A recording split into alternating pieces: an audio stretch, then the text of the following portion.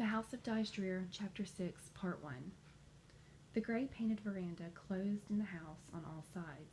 As Thomas crossed it back and forth, he felt it separate him and the house from everything beyond it. Many times he walked the veranda, looking for loose or trigger planks.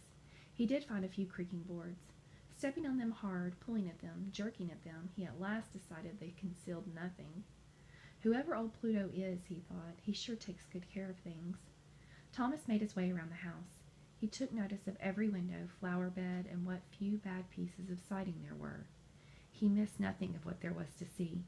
There were 15 windows on the first floor, and 5 of them were floor to ceiling.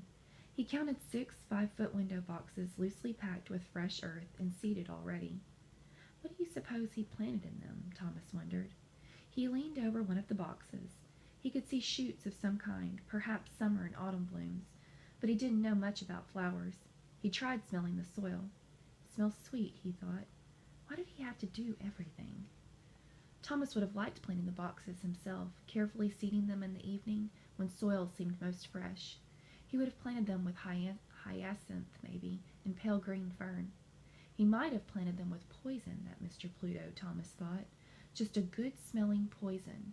When you leaned over a box to see what was growing, you would get a whiff of it, and that would be the end of you.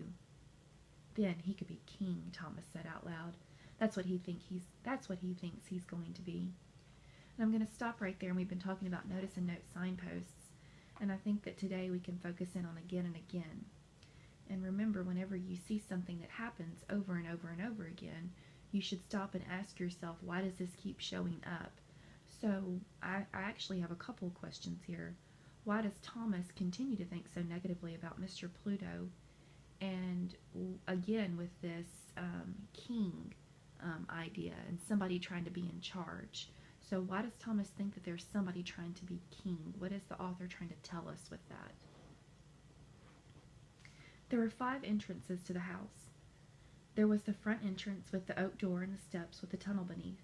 There was one on either side of the house and 2 in the rear. One rear door led up to the kitchen.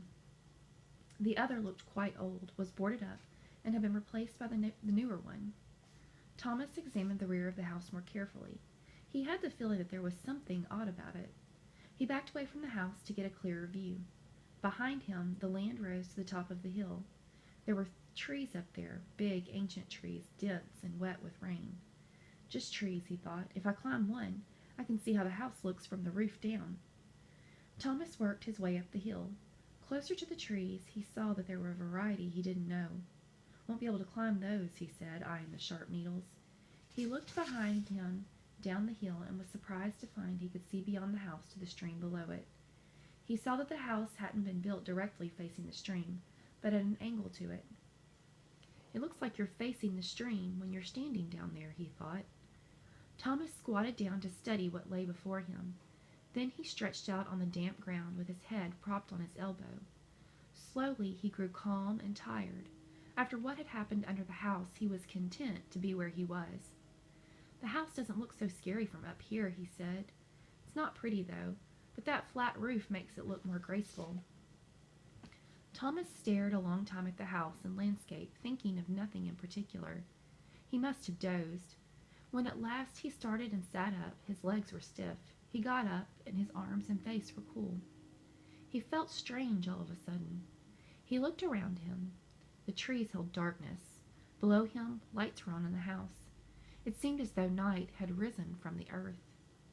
Thomas was ready to start down the hill as fast as he could go, when something rooted him where he was. He must have been hearing the sound for some time.